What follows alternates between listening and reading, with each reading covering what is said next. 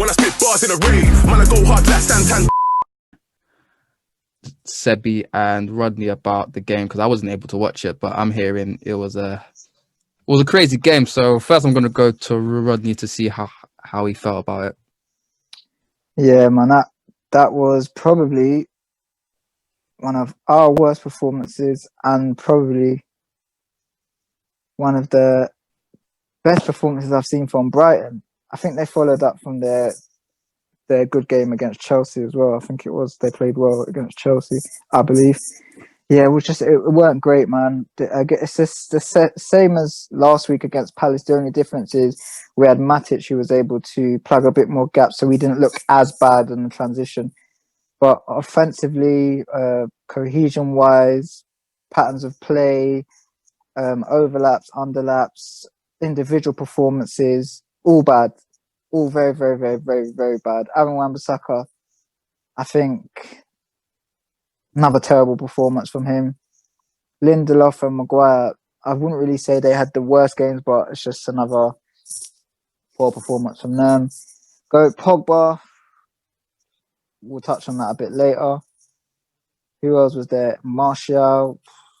Oh, man. Yeah, it was all over the pitch. It was just bad, and the goals we conceded weren't great. And we needed a little bit of history to win that game there. Not complaining. I'll take the 3 points. It kind of sounds like we didn't win the game, but there's not really too much to take away from that game other than 3 points. Like, you're not really confident going into the next game after watching that. It was just so bad. Bruno as well. He's pissing me off. He's come away with that game with, is it a goal and assist? Yep. How? I don't understand. And then I'm looking at, obviously, Sofa score ratings and all of those you don't really go by, but he's got high ratings. He was so bad that game. I don't understand how he's managing to he's tricking his way through the season again. I mean, you can't be mad, but you can be mad. Like, if you have to watch that for 90 minutes, but he goes away with a goal and assist, it's like a catch-22, man. Yeah, weren't impressed with that game. Boy, Sebby, I want to talk about our midfield because it seemed like, from what I was hearing, that it was just a terrible performance once again. And I feel like Bruno conceded that penalty early in Pogba's performance.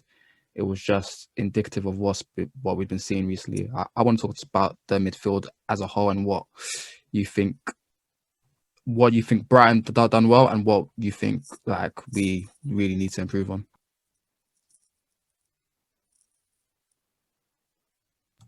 You're on mute, bro. You're on mute. Shit. Yeah, sorry. The midfield as a whole, let me just start off, is terrible. Like, terrible.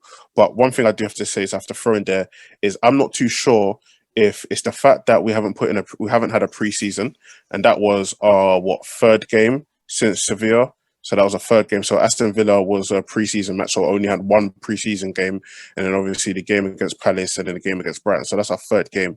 So the players are unfit or the players are still tired, and it's still I won't be able to tell until maybe 3-4 games down the line what's going on, because if they're tired, we are finished. We are finished. We just have to hope that it's the fact that they're unfit. If we're unfit, there's a way to salvage the midfield. But it's just indicative of what I've been saying, man. Pogba doesn't know how to tackle, and he's playing in this 6 role, and he's playing with Matic, and Matic, you know, again, he was probably the best out of the 3, but it's like the bar's in hell. Do you know what I mean? The bar is in hell. So, like, him being the best out of 3 doesn't mean he was great. It just means he was the best out of a bad bunch. But still, Matic is showing them up, and Matic at least does his job at a competent level. Pogba, what we want from you is we want you to create, bro. You're not able to tackle. You're not able to set the tempo. Your job is to create, but you're trying to create from the 6th position, and it's just like the players, the midfield have no chemistry. They don't want to play with each other. All they want to do is get the ball and hit one killer pass. That's all they want to do. They don't want to play, or they want to get the ball and then find Wan-Bissaka. Do you know what I mean? Like, there's nothing. They don't have no combinations in midfield. They don't know where. They don't know where their teammate is to kind of pass the ball off and create things with them. It's non-existent, and that kind of reflects on the games that the attackers had, because if the midfield is non-existent, what do you expect the attackers to do? They're literally feeding off scraps. Like, when we even talk about Rashford's goal is a half chance. Like, I remember being on Discord and I asked Morale, because I didn't want to be biased. I said, what's the bare minimum you expected from that Rashford chance? He said, the bare minimum I expect from that Rashford chance is Rashford to get a shot on target. Yeah. If he doesn't score, I'm not mad, but he has to get a shot on target. And for me, that was what I thought straight away. I was like, listen, this isn't a clear opportunity. He made it into a clear opportunity. And that was literally our only opportunity of the game. And that's really, really rubbish. I feel that like the midfield need to do more. They need to play with each other, and they need to just stop trying to pass through other players, man. It was rubbish. And as you said, Rodney, SofaScore giving Bruno a 6 score just because he got the assist and he got the goal. But bro, he was rubbish all game. The one moment he had was the Rashford pass, and as I said, it wasn't a clear-cut opportunity. It was half a chance, and everything else was rubbish, man. Gave away the pen. And the thing is, when he was running, I knew he was going to give away the pen. I called it on Discord. They're just not aware. They're not mentally sharp. And I just hope it's the fact that it's match fitness rather than they're tired. Because if it's a hangover from the way how they played on lockdown, we're going to finish 15th, lads. We're finishing 15th. We're fucked, bro. We are fucked if it's a hangover. I'm just hoping that it's just a match fitness thing, bro. And then we say, fair enough, innit? But again, I think Van der Beek should have played, but he'll probably play on Wednesday or whatever. And he's the only one that looks like he can set a tempo. And do you know what's fucked is United have a thing, since like Fergie left, is when a good player comes in, he catches the lurgies, so he ends up the same level as the other players in the team. So we'll bring in a quality player. He'll be good for 3 games, and in the 4th game, he'll be exactly the same as all the other shit in the team. And everybody's just catching the lurgies, and everybody's all shit together. So really and truly, I don't even want him to be a part of this stuff right now. Like, we just need to kind of step it up. The tempo needs to change, and it's horrific. All right. I mean, there's not much else I could add to that. I mean, that Bruno guy, he's been making me sick for a while now. So at least more people are talking about it, because he was getting away with it post lockdown. But there's something that Solskjaer said that was interesting. This was about he said we don't stop enough crosses down that left hand side. We allow too many crosses in. It's also down to team shape and the sharpness. For me, we need to work more from the sides to stop crosses. And that was about the Wan-Bissaka performance. But this is and then he went on to say this about Wan-Bissaka: he's practicing defending the back stick. He's a joy to work with. He wants to learn. He will improve. Of course, the chance towards the end there, he will also need help from other players.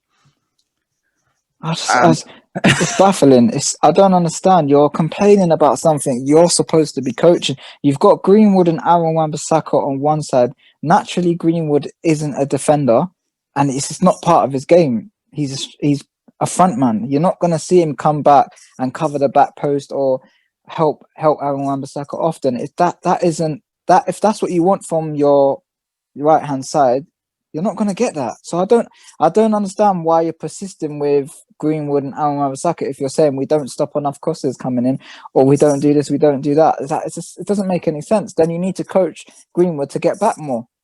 I don't understand what he expects from that partnership by doing nothing and just saying, oh, we need to do this, we need to do that. From the player profiles you got, how is that possible? How is that going to work? How are you going to improve us defensively by asking Greenwood to get back more? You take away what he gives us offensively, and then what's the point in being on the pitch? I don't understand. Both sides, nobody gets back really, but it's because Aaron Wan-Bissaka sits off sits off his man until they try and push the ball past him. This is the issue we have with letting crosses in or letting shots on goal with Aaron Wan-Bissaka, because he doesn't really engage. He's sort of standoffish until you try and bypass him. So he gives you that yard or two. But if you're not trying to beat him, then that yard or two is useful to shoot or to get a ball in the box. So again, are you going to change the way Aaron Wan-Bissaka defends? It's just those comments to me are crazy. It's pretty interesting because you said that both sides. You said you need to stop. You need to work on crosses from both sides, really, and it's the fact that it's been a problem. Well, we saw versus Sevilla, both goals came from those crosses, and even all three goals. No, I think the first and third goal versus Palace, we saw that they came from the sides as well. So it's a big issue, and the fact of the matter is we have Greenwood, Pogba, Wan-Bissaka, and Lindelof on one side. Defensively, that's not gonna work. So it doesn't make sense. So he's got.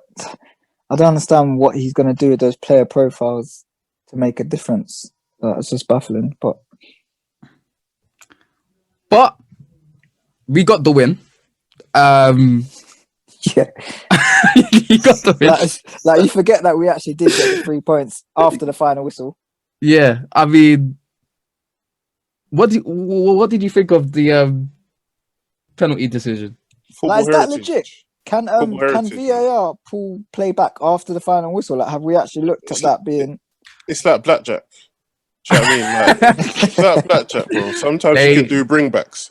Yeah, you know what I mean, sometimes you can do bringbacks. Depends. It literally depends who you play with, bro. It depends who you play with. They're different rules. It depends who you play with. I might have played with a Nets guy who's got the heritage and he can do the bringbacks like United. There's other people that can't. Do you know what I mean? So it literally depends. Like, it depends who you're playing with, bro. And the thing is, to be fair, logically it makes sense because, like, really and truly, like, the reason why it makes sense is because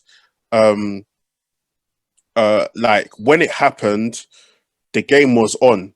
Obviously, it's going to be called that. For example, like, if the game goes on 5 more seconds, the referee stops it. Like, the referee just was like, cool, the game's done, I'm blowing a whistle. But this happened while the game was playing, innit? So it happened while the game was playing, and it's a handball, and VAR give a penalty for these decisions. So because VAR give penalties for these decisions, it's a penalty, innit? So obviously you're gonna say, yeah, listen, you missed this. Yeah, we got to take the pen before the game's done, and you know what I mean? We got the 3 points, innit? So yeah, I'll take that, man. We can't. I knew they were gonna equalize. I knew they were. Oh yeah. That was. He went 5. Did he go 5 at the back? Yeah. He did. He brought on. Oh gosh, man. That's another thing I want to ask. How did we look any better when we went 5 at the back? No, we just invited more pressure. They pinned us back. Yeah, to be fair, they did it all game, but when we went 5 at the back, it just got worse because there was absolutely zero pressure on the ball. Because look at the players you're asking to pressurize the ball. I think Fred come on for Pogba, and he was just, I don't even know it. He was on holiday. He came on to soar us up defensively, and bro, I can't lie, I didn't know he was on the pitch. I didn't even know he was playing. He did nothing, just running around. And when we went 5 at the back, it made no difference. It got worse, in fact. Yeah, like when we went 5 at the back, whereas before we was kind of getting out and then maybe like doing a little thing or by ourselves, like we're doing a little thing and maybe try to put in a threatening pass, or, you know, we'll do something anyway. When we went 5 in the back, it was literally constant pressure. Pressure. We did not come out of our own half. And the thing is, it's like, for me, I thought our destiny lies in a 3-5-2 or 4-4-2. I don't think our destiny is in a 3 in midfield. It doesn't work for us. With the personnel we have, it does not work for us. And the more we kind of get away from, the more we kind of stay with this 3 or double pivot or whatever they're trying to do in midfield, the more we're going to struggle because we're not coached well. Yeah. For me, I feel like formations like a 4-4-2 is an old Brexit formation. You do not have to be the most well-versed coach to coach a 4-4-2. Yeah. It's actually very, very basic. And I feel like that's what we need to do. We need to bring it back down to basics. And then that also allows our most threatening players to be right next to goal, because the positions that, again, Rashford is picking up the ball on the left are rubbish. I think against Brighton, he was much better in regards to the positions he picked up. But the previous few games has been rubbish. He's picking it up at the halfway line. And that's reminiscent of when Jose was here. When Jose was here, our whole issue was Rashford's Far he's away not from far. goal. Yeah, it's too far away from goal. He's picking up the ball from the halfway line and having to beat 3-4 players to create a chance. And that's the issue that's been with Rashford since he came back from injury. So for us, I'm just like, listen, we're obviously not coached well.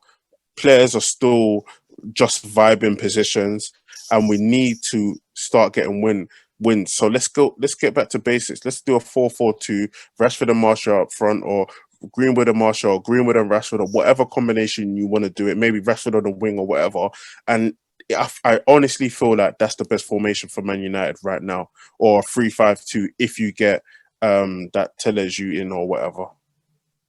Yeah, just to touch on Rashford, I think if we had a proper coach, he doesn't need to have the ball so much. I don't know why we have him on the ball so much, because when he's on the shoulder or he's running in behind, that's his bag. That's where he's the most dangerous. I don't understand why we have him on the ball so much, and why some of our play isn't geared towards Rashford running off the shoulder as he did for his goal. So he's good on the ball, but he's more effective when he's off the shoulder, and he needs to do that more, and that needs to be coached more, because once we get that side of his game out of him, then it's just goals on goals and dangerous attacks on dangerous attacks. But for now, if he's getting the ball from the halfway line, he's trying to pass, he's trying to beat 4 or 5 players, or he's looking to do something clever, he can do it, but I don't think it's the best part of his game. And you saw some of that. You saw the good parts of his game against Brighton and some of the bad parts of his game against Brighton. It was like a game of two halves, really. I don't think he was that great the first half.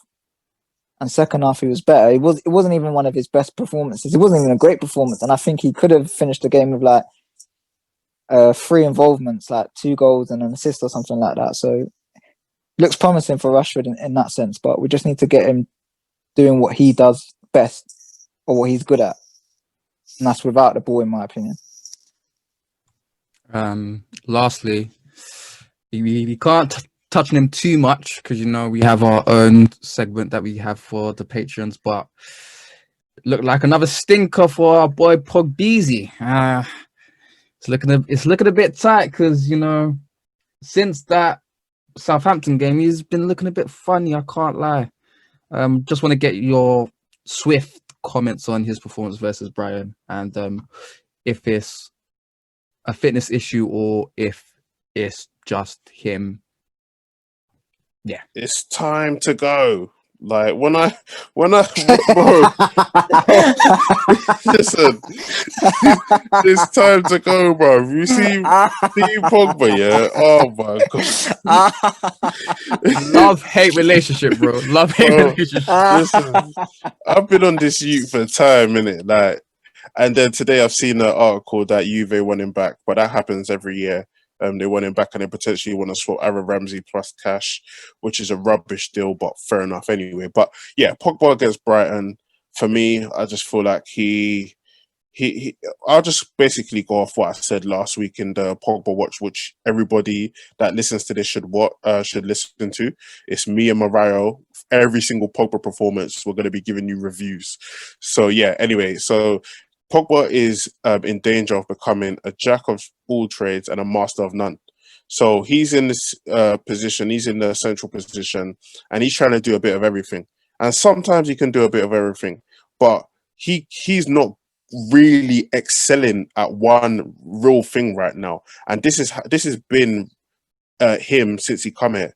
And I feel like the reason why people ignore that is because, yeah, he's capable of 10 out of 10 performances, and everybody just raw, yeah, on his days, I'm raw, whatever. But the majority of the time, this guy is either a passenger in midfield or a liability in midfield. Do you know what I mean? Or sometimes he can be both. So I'm saying, and for me, I just feel like the Brighton game, he was a passenger in the Brighton game, and he was a liability because he almost gave away the pen, but that got ruled out. But the thing is, I knew that was going to be a pen. Well, I knew he was going to do something to make it be a pen.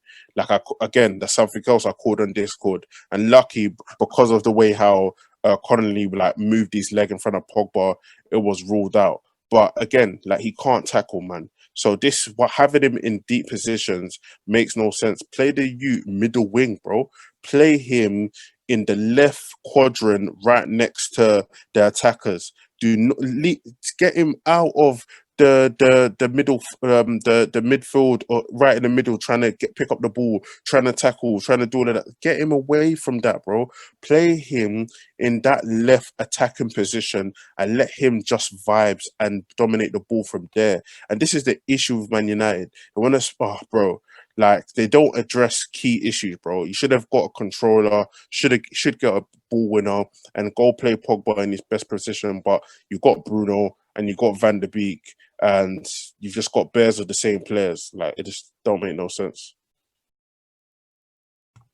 Rodney, well, what do you think about the performance and Pogba overall? He looks heavy, man. He looks heavy, bro. Do you know what? I remember, I think it was, I can't remember. I think it was last season. I think it was this season when the kits got released. And then I was seeing the kits on Pogba. I was thinking, these kits don't look guys look nice at all. Then I realized it's just Pogba still. That guy's huge now. Like he looks heavy. He plays like he's heavy as well at the moment. Obviously, we can't say too much, but I think he finished that game with 71% pass completion. 71% pass completion, no tackles, no chances. Yeah, with a player of his ability, with the ball, passing wise, and his range, 71%. Probably that's all you need to know about his performance, to be honest with you, because it weren't like he created chances or those passes were dangerous. It was lazy, lethargic, I can't be bothered type of passes, like crossfield passes where they were like 3 or 4 man marking the player he was trying to pass the ball across. And there was I think he made a mistake when he passed the ball out. I think we even scored from it eventually, but had we not have, it might have been on top for him. But yeah, I won't say too much on it, but it was a stinker, and when he has stinkers, they're really, really bad. Like he doesn't know how to, when you're having a bad game, manage your bad game and just get back to basics and do the basics right to get your confidence, get the momentum, get your rhythm going so you can start trying things in a game. It's just that when it goes bad for him, he tries way too much, way too often to try and get. I think he knows in his head he's having a bad game. Even without the fans in the stadium, he knows he's having a bad game. And then it's just, he puts on the cape and tries way too much. And we've got another player who does that, Bruno, and himself. But I just think when Pogba's having a bad game, he's having a bad game because it's really bad. He doesn't manage bad performances well at all. Like players can have bad games and then they'll just get back to the basics. But him, he wants to try things and then it gets worse and it gets worse and it gets worse and it gets worse. And then it's to the point where he has to get hooked. Like you've got no choice. Even with our bench options, how bad they are, you have to hook him because he's that bad. And it's interesting because there was a game two seasons ago. We faced Brighton as well. We lost that game 3-2. And I remember second half where exactly the same thing. Just got progressively worse and worse. He was kicking the ball off the pitch. I think he scored a penalty at the end, but he was shocking that game. And it's just the thing that he does. He can't manage himself through a bad game. I feel he plays like he's got a JD bag on, bro. Nah. Them pictures are so Fam. Yeah. But yeah, I mean he needs to sort that. Basically, at the end of the day, my man is 27 years old. He's about to be 28 in February. You can have all the excuses in the world where fine. You're not being played in the best coach team, not being played with the right partner, stuff like that. That is fine. But you can't slip below a certain standard. And the problem with Pogba is he slips below that standard far too often. And it's so far below the standard, he looks like a player that I don't recognize at all. Like, it's just like stuff like that is unforgivable, because it was exactly the same versus Southampton last season as well in the 2-2, where you could have lost us that game and we're out of the running for the Champions League. And stuff like that, as an experienced member of the team, like as probably our best player, like just in general, he's probably our best player. Yeah, that type of stuff can't wash, and that's the type of things where you see why the Souness and the Nevilles get onto him. Like, you can't defend that. So it's just a bit poor. But just to throw in there, obviously we watched Kevin De Bruyne. I think he played it. Did he play in a pivot yesterday? He eventually went into a pivot, and he had a stinker as well. So I'm taking a little bit of heart from that as well, because nobody can start beating Pogba with the KDB stick anymore. But KDB can play in a pivot. Well, we saw it, and it weren't nice. It weren't nice. So but at least we put that to bed. But I think this is what Ollie said after the game about Pogba. He missed a lot of preseason because of his illness, so he's had no internationals or friendly against Villa. So, of course, the 260 and 65 minutes he's had will help him along, and it will just get better and better. Which is fair, but I've seen these type of performances where Pogba's in mid-flow. So yeah, bro, I can't lie. So we'll see. I can't lie, because, bro, that's all I'm gonna say on that. When I spit bars in a rave, man, I go hard like Santan.